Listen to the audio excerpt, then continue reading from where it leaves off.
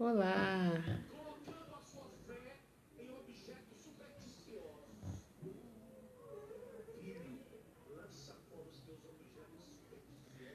Olá!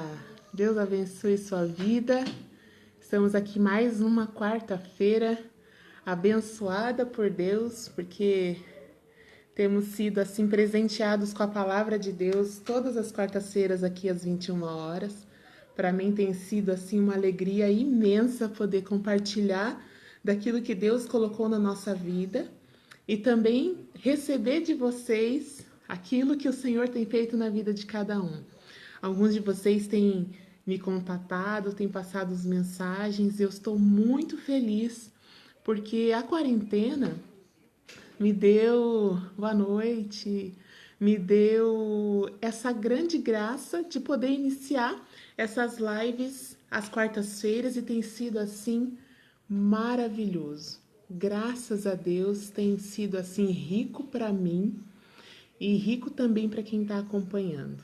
Então, assim, seja muito bem-vinda a essa live dessa noite, nessa semana de que comporta aí dois eventos, um maior de todos, né, que é o evento do feriado de Corpus Christi, onde nós comemoramos a Eucaristia, o corpo, sangue, alma e divindade de nosso Senhor Jesus Cristo, presente no Santíssimo Sacramento, é a nossa fé viva em Jesus sacramentado. E já na sexta-feira é o Dia dos Namorados, que tem uma série de informações correndo por aí, uma série de sugestões correndo por aí, uma série de modos de vida que estão sendo propostos para nós e aquilo que Deus espera para nós enquanto namorados. Então essa live tem essa missão de dizer para você e para mim também que nosso namoro, nosso casamento, né? Você que está no estado de noivado também, que está acompanhando essa live, Deus tem uma proposta nova para você nessa noite, de que você pode dar passos sim rumo à vida matrimonial, mas que esses passos têm que estar sob o comando e sob a luz do Espírito Santo. Então, assim, vivendo debaixo dessa graça, vivendo debaixo da graça de Deus, é possível ter um namoro que dê certo. E o namoro que dá certo é um namoro que forma uma família. E essa família caminha rumo à santidade, rumo à pátria celeste, que é a eternidade junto com Deus. Então, muito boa noite. Tem bastante gente chegando aqui, bastante gente me dando boa noite. Deixa eu ler alguns nomes aqui, que é uma alegria poder receber você nessa live dessa noite. Vamos lá, eu estou aqui com duas câmeras, né? Como você pode ver, eu olho um pouquinho para cada uma. Eu estou no YouTube, não, ainda não. Eu estou no Instagram e no Facebook. E vou dar uma boa noite aqui para quem já chegou. Olá, Milena, Ellington Santos, Benito Colo de Deus, Deus abençoe, meu filho. Maria Aparecida Santos, Eliane, Ana Paula Fogaça, minha filha. Deus abençoe você, o Eduardo. Deus abençoe muito. Milena, irmã Valéria, Deus abençoe. Que alegria tê-la aqui. Que alegria. Cali Martins, Luizane, meu coordenador do grupo de oração. Bênção recebê-lo. Beth Taura, minha querida, primeira dama, né, no grupo de oração. Que Deus te abençoe toda a família. Andressa Aparecida, minha prima. Janine. Deixa eu ver quem mais. Hélia. Silvia Sandra. Que legal. Viviane Pereira. Linda. Deus abençoe. Diana Campos, Simone Gabriele, Janete Moreira, Elaine Munhoz, Simone Gabriele, Deus abençoe você também. João Paulo Oliveira, Deus abençoe também. E é isso, meus irmãos, sejam bem-vindos. Graças a Deus, vamos começar o nosso tema dessa noite. E assim, namoro, né? Eu me lembro muito bem, mas me lembro assim, muito bem de chegar essa data e começar a ficar numa tristeza. Numa tristeza, porque geralmente eu não estava namorando. Sempre foi uma pessoa assim, muito difícil de estar namorando. E um namoro, ele não é só o namoro em si, duas pessoas que se sentem atraídas uma pela outra e que acabam se encontrando e acabam iniciando um processo de namoro, mas ele traz também muito daquilo que nós vivemos antes, como criança, como bebezinho até, como criança, como adolescente dentro de casa. A minha relação com meu pai e a minha relação com a minha mãe refletem na minha forma de namorar. Então, a minha história, ela vem junto comigo quando eu namoro. E muito do que nós vivemos no nosso namoro é justamente reflexo daquilo que nós vivíamos ou vivemos na casa dos nossos pais. Tá? Então, o processo de namoro ele vai ser mais saudável se eu me deixar cada vez mais ser curada por Deus nas minhas relações familiares. É verdade. Porque somos resultado de um outro namoro. Somos resultado do namoro dos nossos pais. E como que é isso dentro de mim? Como que é isso? Como que eu vejo meu pai e a minha mãe que namoram? A forma com que eles namoram. Será que eles estão ainda juntos ou não? Isso faz muita diferença. Será que eu acredito que duas pessoas juntas podem ser felizes, ainda que com dificuldades? Então, são heranças que nós recebemos da nossa família. E eu levo as minhas heranças e o meu namorado, a minha namorada traz as heranças dela. E no namoro a gente abre a maleta e vamos ver o que cada um trouxe. Então, assim, o namoro, ele é um tempo de observação, eminentemente um tempo de observação. A gente tem visto namoros que ultrapassam alguns limites, namoros que acabam parecendo até mesmo casamentos. E não é o momento de você viver o que se vive no casamento dentro do namoro. O tempo do namoro é um tempo de conhecer quem está do seu lado. Passada a primeira fase desse namoro, que é a fase do sentimento, da atração, daquele eros. Nossa, como ele é linda. Nossa, como ele é bonito. Nossa, como ele é inteligente. Nossa, como ele é gentil. Nossa, como ela é massa. Como gostaria de estar com ela o tempo todo. E aquela fase primeira do conhecimento, quando a gente olha para o outro e fala assim, meu Deus, quero para mim. Apaixonei, quero para mim.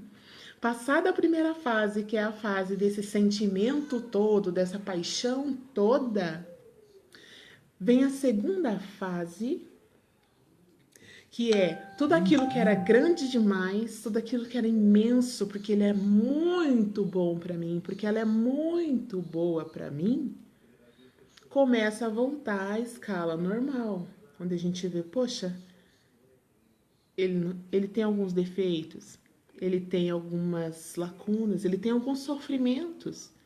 E eu também passo a ter essa imagem. Então, no começo, a imagem é tudo muito hiper, é tudo muito grande.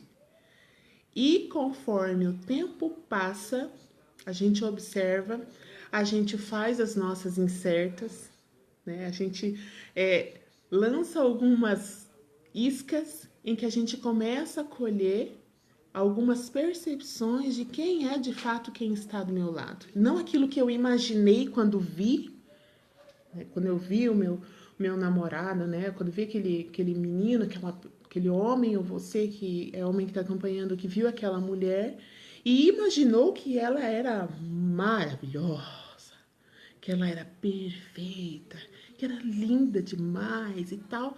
E quando a gente começa a perceber que, na verdade, ela é até linda demais, ele é até lindo demais, ele me atrai, dá frio na minha barriga, ele me dá um aperto na garganta, mas ele também tem algumas outras características que fazem com que essa pessoa vá se tornando cada vez mais normal para mim. E o meu amor, que era eros, que era fogo, que era paixão, que era esse hormônio, né, que nos dá essa sensação de paixão, ele começa a se tornar ou não um amor que seja ágape. O que eu quero dizer com isso? Porque quando a gente se casa, a gente está disposto a viver o amor ágape. O Eros faz parte, porque ele é o motor da relação homem e mulher. Mas ele não pode ser o alicerce da relação, entende? O amor ágape é um amor maior que o Eros, porque ele é um amor que está predisposto a dar a vida por. Então, essa diferença, para quem está namorando, precisa evoluir para esse status de amor ágape. Porque apesar dos defeitos, apesar das misérias, apesar das manias, apesar dos jeitos esquisitos, apesar da sua história, apesar da minha história, eu decido amar você para a vida toda. E aí quando a gente chega nessa decisão, a gente está pronto para agendar o nosso casamento, de verdade. Entende? Então, quando ainda não cheguei nessa decisão de dar a vida por. E vida aqui, para nós cristãos, ela tem um sentido, não é só dar a vida temporal, essa nossa vida, nessa nossa missão, nessa vida, nesse mundo, nesse tempo, mas é dar a vida maior que é a vida eterna. Então, assim, o tempo de namoro tem essa riqueza. E não pode ser, em hipótese alguma, um tempo onde eu vá perder a minha alma. A gente tem visto assim muitas situações complicadas de namoro, namoros que foram evoluindo e foram para juntar-se, né, amigar, morar junto. Depois vem os filhos, começam a vir os filhos e os filhos chegam e eles não têm essa recepção de alegria, mas têm essa recepção do medo. A recepção de que, meu Deus, não era a hora, né? Ou então pior, que aí o casal ou um ou outro leva para a tentação do aborto, porque aquela criança, na verdade, foi gerada numa situação de risco, numa situação de descontrole, numa situação de falta de domínio próprio. Ela não foi gerada num lar de amor e não está sob o alicerce do sacramento matrimonial. Então, são situações muito sérias que advêm de um namoro que foi desequilibrado, que antecipou situações que não deveriam ter sido antecipadas em hipótese alguma. Por quê? Porque não era a hora. É a mesma coisa, gente. Às vezes alguém pode achar que assim, nossa, mas que radical. Não precisa de tudo isso também. Olha só, quem aqui, né, tem um grupo aqui no Face, um grupo no Instagram. Quem aqui se consultaria, tá doente, precisa de um médico, você se consultaria com um aluno da faculdade do primeiro ano de medicina para dar o diagnóstico sobre a sua vida? Quem aqui faria essa loucura? Nenhum de nós colocaria a nossa saúde, a nossa vida sob... Não estou aqui também, né, desmerecendo os calouros de medicina, com certeza tem lá suas capacidades, tenho certeza disso. Mas você ainda não está pronto para dar um diagnóstico certeiro para um paciente. Você ainda precisa ter mais conhecimento, você ainda precisa estudar mais, você ainda tem que estar mais preparado. Você ainda tem que ter o seu caminho de aprendizado.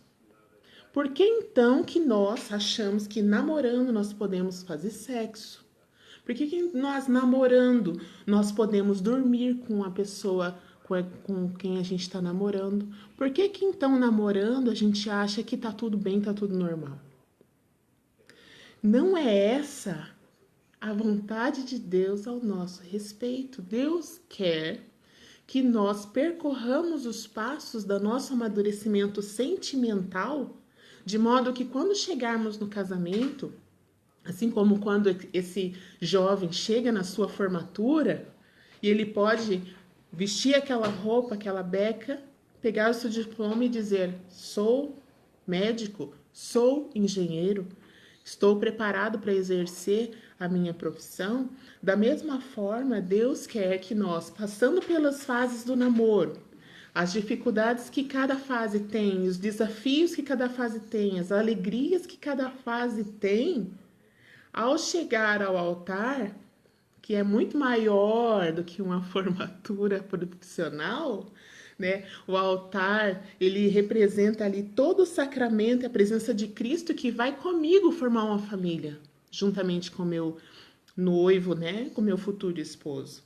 Então, assim, é grande demais. E esse passo do grande demais é feito com os passos pequenos de um bom namoro, que seja um namoro com propósito.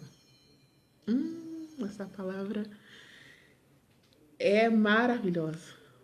Um namoro com propósito, um namoro com meta de chegada, um namoro que sabe por que começa e sabe para onde vai. Se eu não sei o caminho, se eu não sei para onde vou, qualquer caminho serve. Se eu não sei para onde vou, qualquer caminho serve. Se for para não saber para onde vai, nem namora, porque não tá na hora ainda de namorar. A gente às vezes fica nessa, e eu, por muito tempo da minha vida, vivi essa vida de buscar um namoro que não era porque eu sabia onde eu queria chegar, é porque eu não queria ficar sozinha. A verdade é, gente, vocês estão me vendo falar de namoro aqui, falar de casamento, eu tô sem aliança aqui, ó, porque me roubaram nossas alianças. Então, vocês me perdoem, tá? Mas eu sou casada, graças a Deus, com o Wellington, um presente que Deus me deu na vida, e logo a gente compra de novo as nossas alianças, porque, infelizmente, roubaram. Então, a gente tá sem, mas Deus vai prover pra gente comprar de novo. E esse namoro com propósito que leva-nos a tomar decisão de dar a vida, tomar decisão de fazer um com aquela pessoa, principalmente na alma, para depois ir para o um do corpo. E às vezes o mundo quer fazer ao contrário, quer que a gente vá para ser uma só carne no corpo, mas a nossa alma ainda não. E qual é o sinal de que a minha alma e a do meu namorado tá pronta para fazer essa aliança que é de uma só carne, como diz na palavra de Deus? Quando eu estou pronto para decidir dar a minha vida para que aquele homem ou para que aquela mulher seja feliz nessa vida e que ao final ele ganhe a vida eterna. Então, você tem ideia do que é esse processo de namoro? Então, assim, algumas dicas que eu quero dar para vocês de coração mesmo, pedindo para que você se lembre disso sempre. Tanto a mim, que sou já casada há 12, vou fazer agora 12 anos, né, nesse mês de julho, 11 anos e pouquinho, a você que está solteira, a você que está namorando, a você que está procurando, né, tá discernindo se vai ou não vai namorar, para você que tá noivo, que tá no caminho do casamento, passando por esse momento aí de quarentena que tá atrasando o calendário de todo mundo, né? Deus está querendo nos formar nessa maturidade. Então, assim, primeira coisa, observe bem com quem você está namorando. Há um momento em que a beleza, a atração, a paixão, ela vai arrefecer, e isso é normal, isso faz parte da nossa química física, também. Seria muito estressante a gente passar 24 horas na vibe do apaixonado. A gente precisa de calmaria, a gente precisa de estabilidade, a gente precisa de rotina, né? Isso é bom para nós. Então, observe bem. Todo relacionamento traz consigo ônus, alguns ônus. Então, assim, eu tô namorando, ai que bom, ok. Mas eu não posso mais posar na casa da minha amiga pra gente passar a madrugada inteira conversando. Por quê? Porque eu tenho que ficar com meu namorado. Então, assim, tudo na vida tem o seu preço e o seu ônus. Esteja preparado também para viver esse ônus que vai acontecer. Tudo na vida tem o seu preço. Namorar, quanto mais tarde, melhor. Também não vamos fazer assim, vamos deixar para namorar com 45, né? Mas eu não recomendo namoro cedo. Namoro de gente muito nova, como muitas vezes a gente encontra por aí criança namorando. 12, 13, 15 anos namorando. Por quê? Porque o namoro, primeiro assim, que o namoro com propósito visa o casamento. Verdade? O namoro com propósito visa o casamento. Se eu, com 13 anos, estou decidida a me casar com 16, glória a Deus. Amém. Mas geralmente, 99% dos casos, a gente está vendo criança namorar justamente porque está se sentindo sozinha ou porque simplesmente se apaixonou por alguém, né? E isso não é um propósito, isso não é um motivo forte para me levar para um relacionamento de intimidade como é o relacionamento do namoro.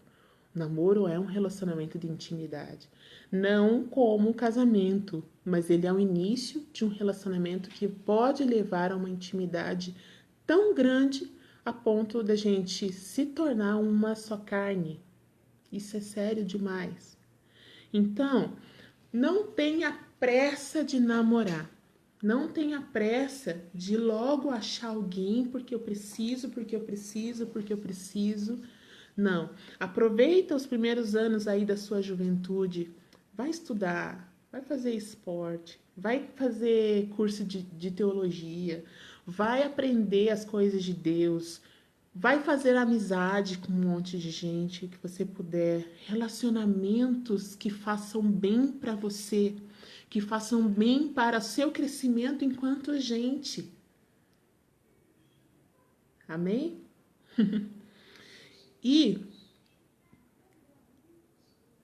aqueles que estão nessa live, eu tenho certeza que são pessoas que desejam ter um namoro que te santifique, um namoro que te eleve e que te leve até Deus. Isso você só conseguirá se você pessoalmente, enquanto pessoa, já tiver uma experiência com Deus. Tudo que nós estamos falando aqui só cabe e só serve para quem tem uma experiência com Deus e quem o ama muito e quer, através do seu namoro, através do seu projeto de vida, do seu propósito de vida, agradar a Deus em primeiro lugar.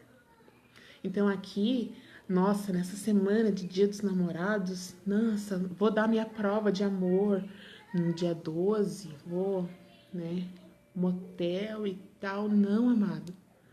A prova de amor que Deus quer de nós é que nós o amemos em primeiro lugar e depois amemos o próximo como a nós mesmos.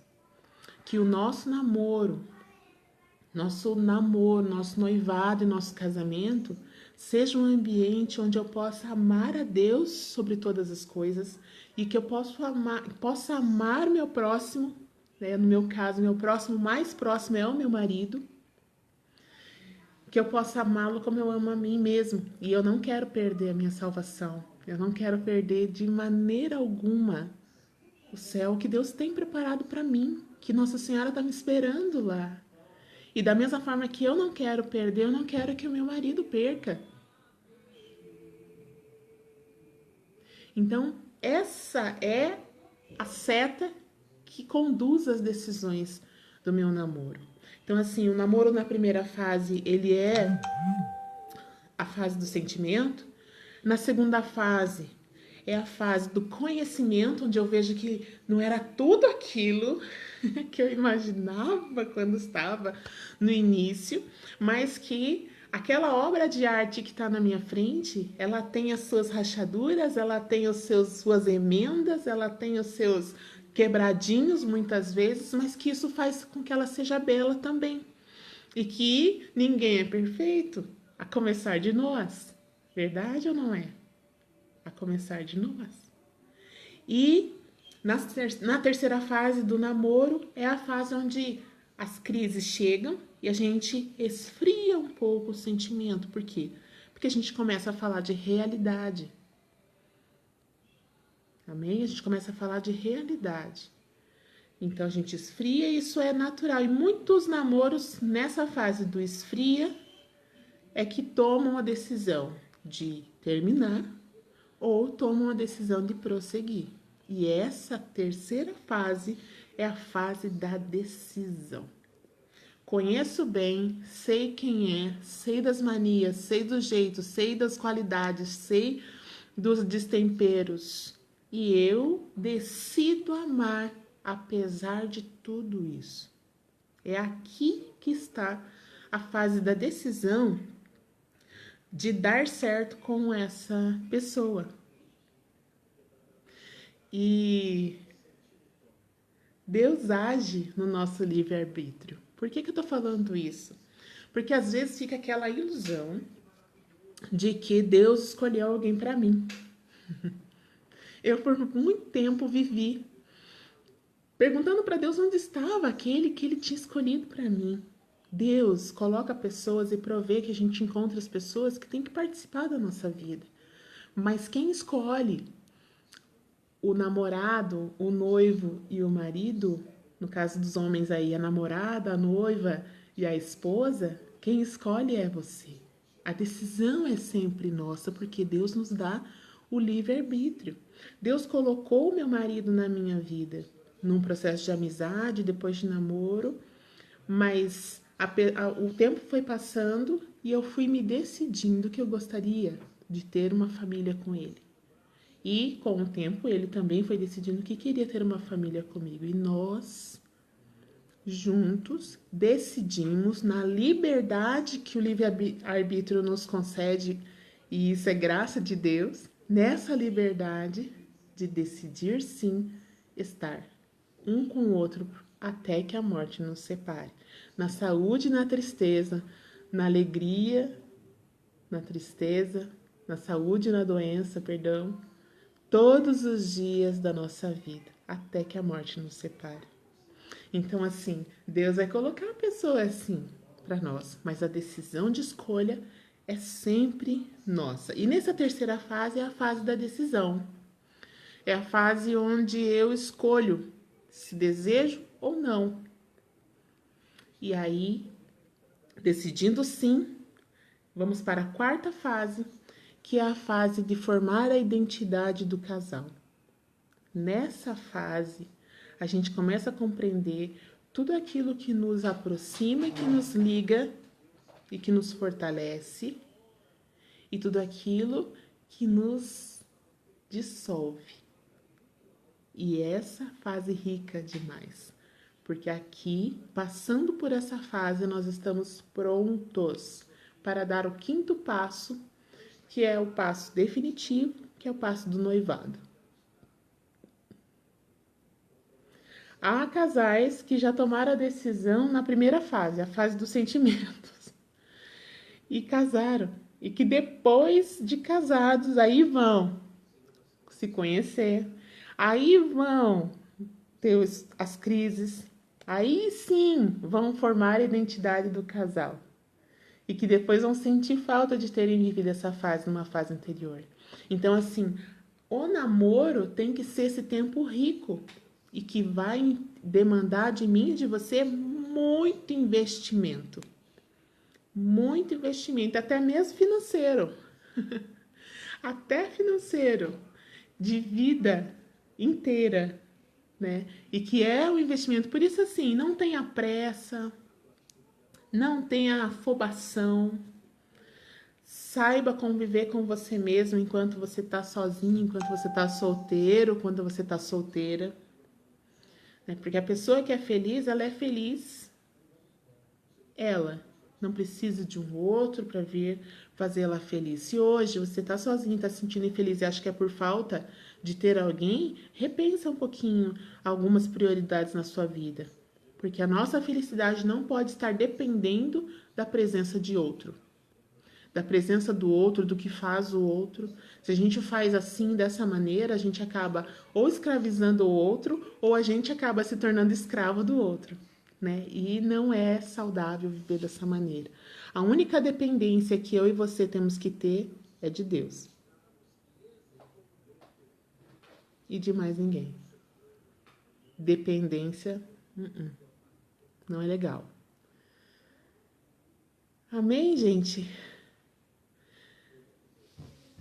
Vamos pedir a Jesus que cada vez mais a gente possa viver os nossos relacionamentos de uma forma que nos amadurecem, nos fazem crescer, nos santificam e que nós possamos ajudar com que as pessoas que cheguem perto de nós, dos nossos amigos, dos nossos familiares, namorado, namorada, noivo, noiva e principalmente os casados, os esposos, que nós possamos ser esse caminho que leva para Deus sempre. Não só leva os outros, mas me leva também, porque a cada vez, a cada passo de amadurecimento, eu também me aproximo do Senhor e sou feliz assim. Né? Então vamos pedir, Jesus, sobre essas pessoas que estão aqui presentes nessa live e aquelas que vão acompanhar depois. Te peço que o Teu Espírito Santo dê lucidez e dê clareza de todos os sentimentos que nós carregamos dentro de nós, das expectativas que nós trazemos no nosso coração para com os outros, sabendo, Senhor, que nós não queremos depender emocionalmente de ninguém. Nós queremos ser dependentes de Ti como Nossa Senhora, que dependeu somente de Ti, Senhor. Dependeu somente de Ti toda a sua vida. Dá-nos essa graça também, de através dessa live, que eu possa equilibrar a minha vida, equilibrar os meus sentimentos, tomar as minhas decisões em Jesus e trazer a graça de Deus na vida das pessoas que se aproximam de mim. Amém. Amados, obrigada pela presença. Quarta-feira que vem estaremos aqui novamente com mais um tema. Deus abençoe muito a sua vida. Em nome do Pai, do Filho e do Espírito Santo. Amém.